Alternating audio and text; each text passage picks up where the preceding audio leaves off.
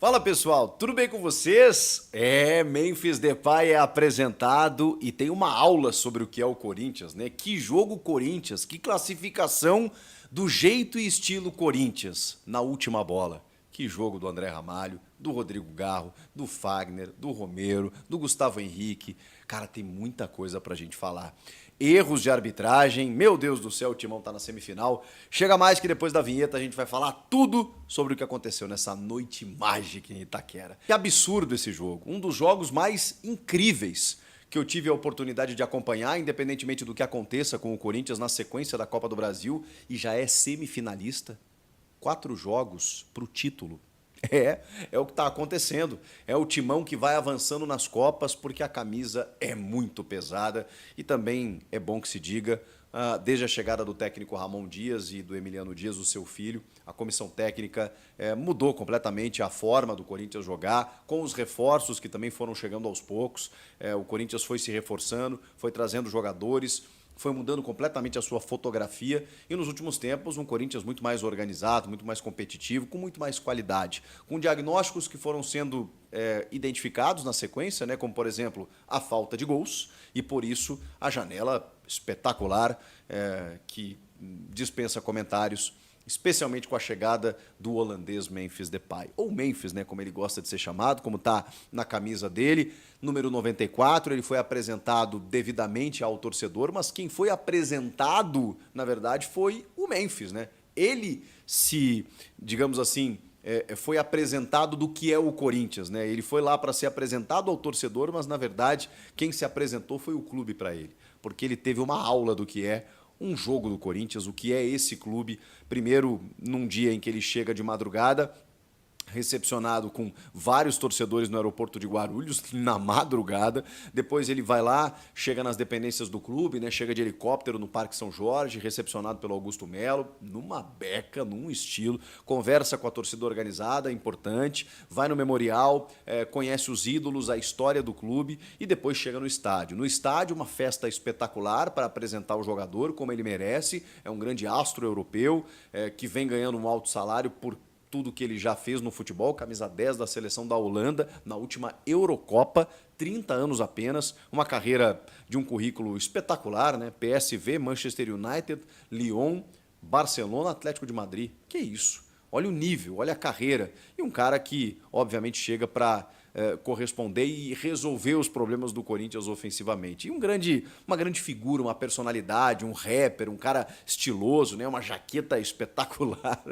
É uma grande figura no futebol brasileiro que a gente tem que valorizar. Ele foi apresentado com pompa e circunstância e foi para as tribunas para assistir o confronto. Lá estavam, por exemplo, o Héctor Hernandes, o espanhol, que está machucado, que é outro jogador que a gente pouco fala, que jogou pouquíssimos minutos e já mostrou qualidade. O próprio André Carrijo, peruano, que eu acho que não foi tão badalado, mas vai jogar muita bola também.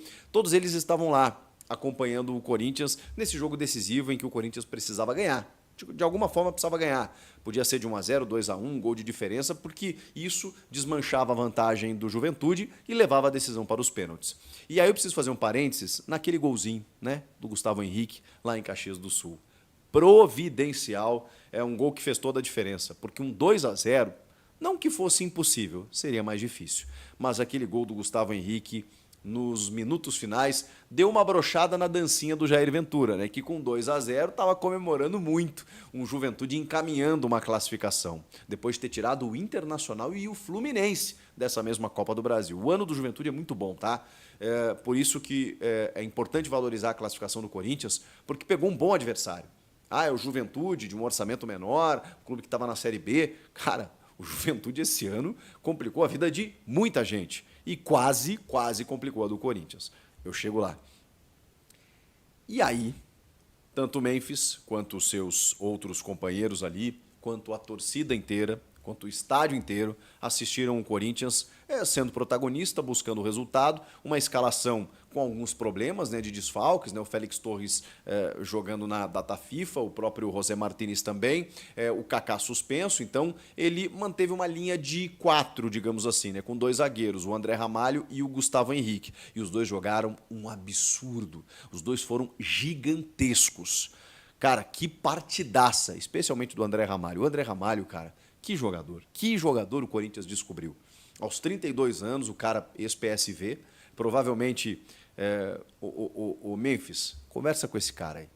Porque esse cara entendeu rapidamente o que é o Corinthians, vocês vão conversar até em holandês.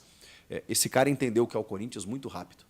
Que achado do Corinthians, esse André Ramalho. Ele armou o jogo em determinado momento, como ele normalmente faz. Numa linha de 3 ele cresce muito, mas aí que está o pulo do gato. Eu preciso valorizar também Ramon Dias.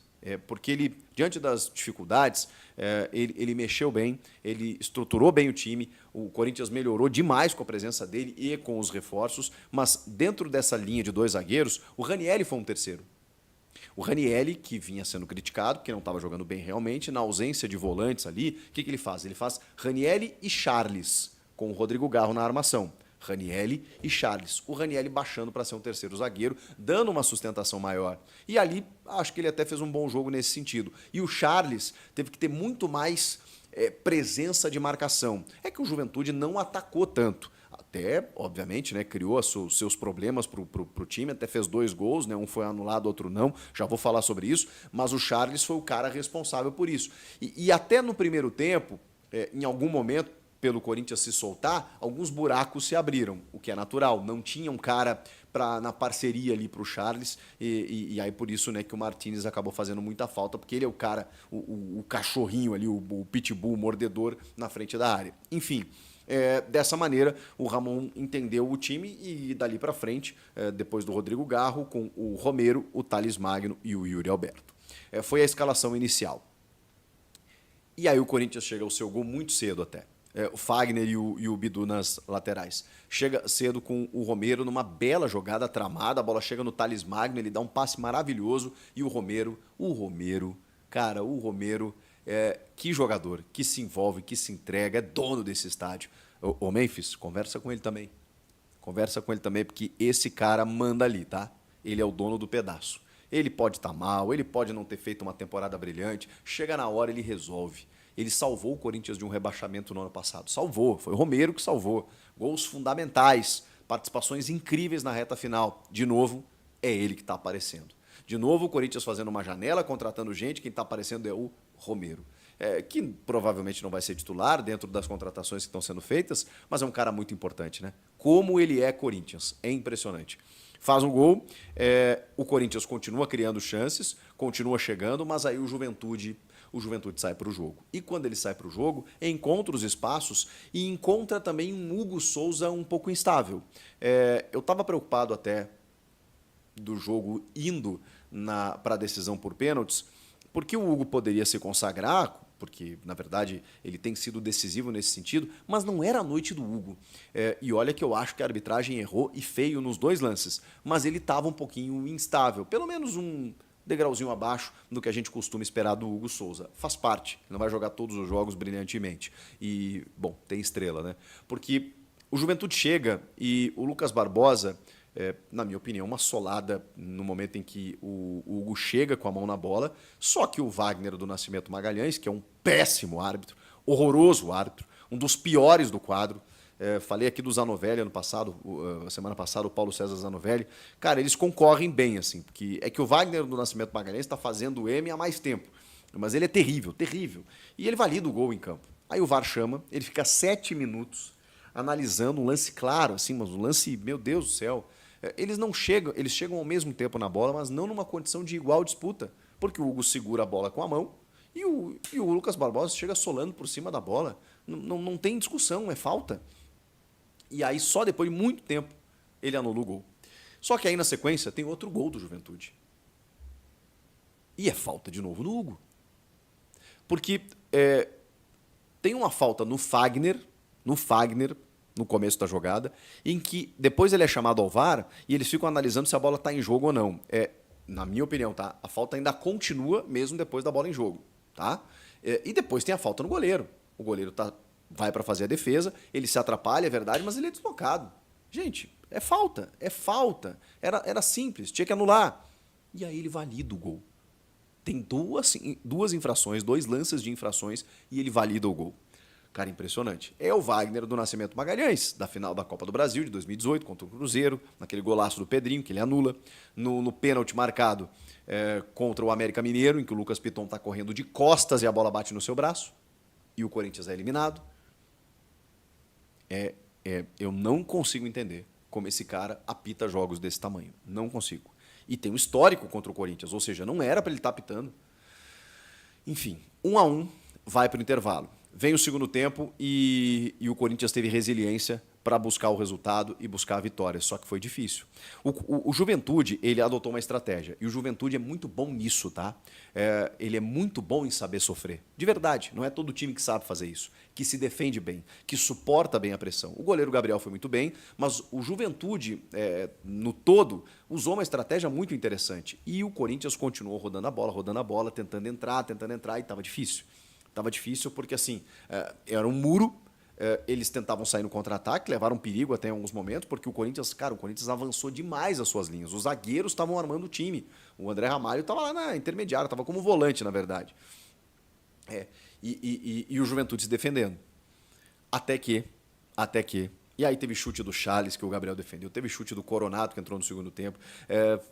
Cara, teve de tudo. O Yuri Alberto perdeu um gol feito no primeiro tempo, tá? Isso a gente tem que falar. Mas ele foi importante depois, no segundo tempo, quando o Corinthians atacava mais, segurando a bola, puxando a marcação, fazendo pivô. Ele conseguiu ser um pouco mais importante coletivamente falando. O problema do Yuri tem sido a finalização mesmo, né? Impressionante. Vai perder espaço.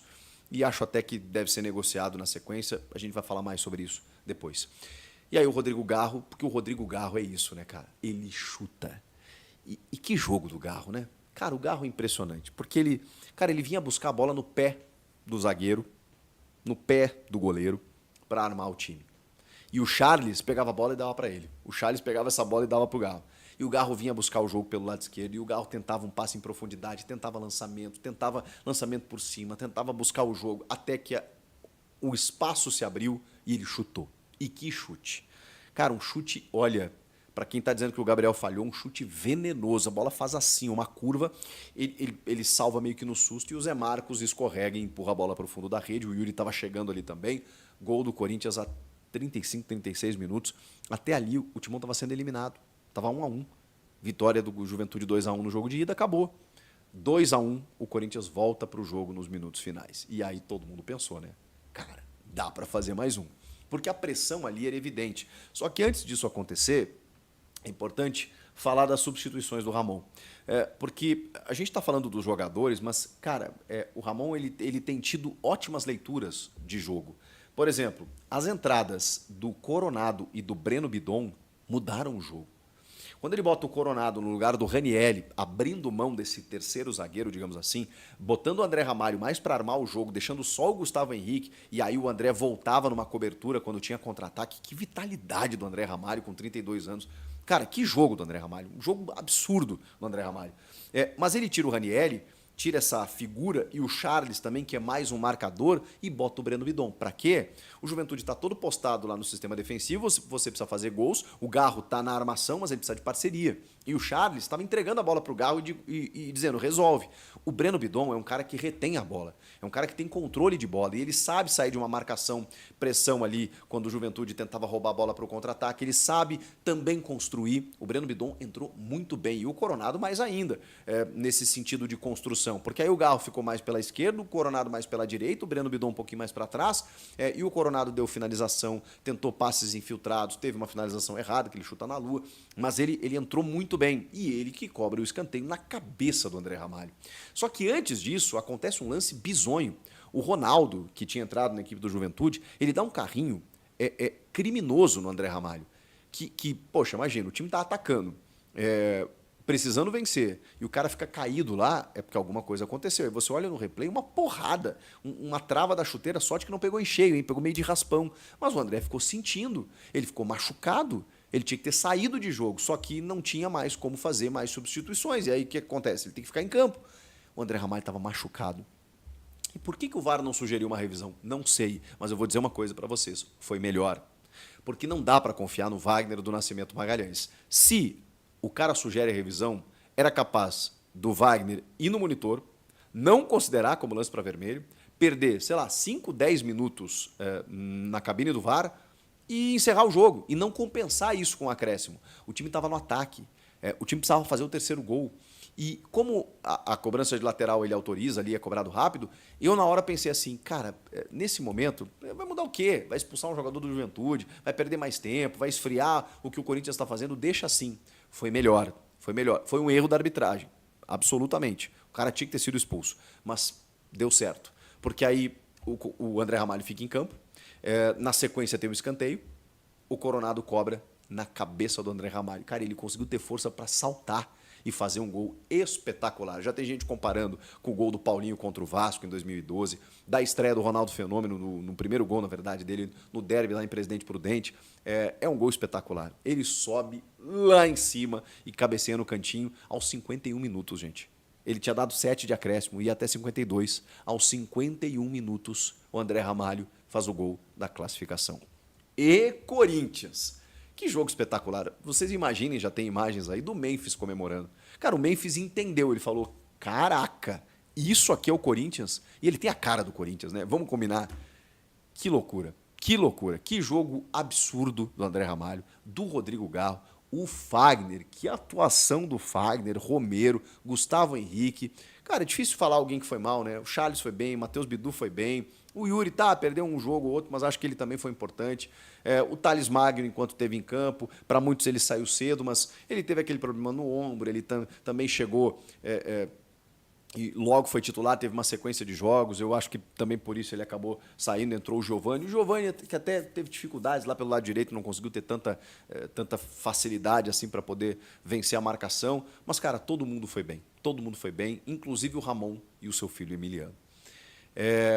Teve até a dancinha do Emiliano, né? Provocando o Jair. É do jogo, faz parte. O Jair é meu parceiro, eu gosto dele. Mas ele provocou quando estava 2-0 lá, muito cedo, né? O Corinthians faz um gol ainda em Caxias e mete 3-1 em Itaquera. E agora vem os reforços. O Memphis não. Ao que tudo indica, não vai jogar a Copa do Brasil, mas o Carrijo sim. Mas o Memphis vai jogar na Sul-Americana contra o Fortaleza, no Brasileirão. E tem muito para acontecer ainda com o Corinthians, que precisa sair da zona do rebaixamento no Brasileiro. Mas, cara, tem um final de temporada aí que daqui a pouco pode trazer coisa muito boa. Que jogo, meus amigos. Que noite perfeita, que noite mágica. E que time o Corinthians está montando. O que você acha?